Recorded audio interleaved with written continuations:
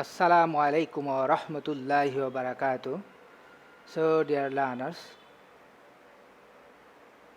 Department of English Language and Literature, welcome to my another episode. And today I am going to discuss one of the most important topics, tragedy by name. As a student of English department, we have to know about tragedy and its details. So let's get started.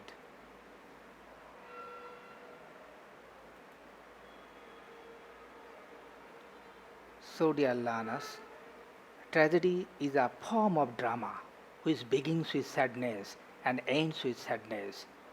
It also presents the fall of a superior human being for a mistake of some kind. It is written in a grand style with a grand theme.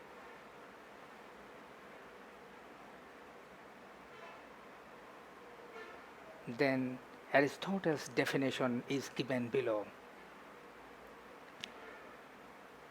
Tragedy is a representation of an action that is worth serious attention, complete in itself, and of some amplitude, in language enriched by variety of artistic devices appropriate to the several parts of the play, presented in the form of action, not narration, by means of pity and fear, bringing about the purgation of such emotions. Poetics, chapter 6.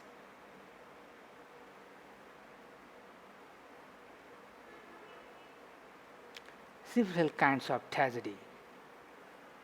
So, dear learners, there are several kinds of tragedy.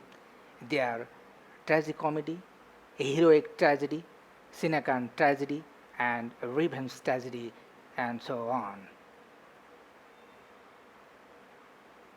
Some common features of the tragedy. There are obviously some common features of tragedy. They are projected in the following.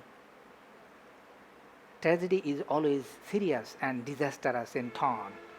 It has a spiritual conflict. Inner conflict is individualism in tragedy.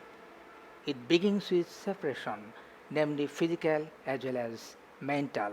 We also find climax in it. We don't get satire and humor in tragedy.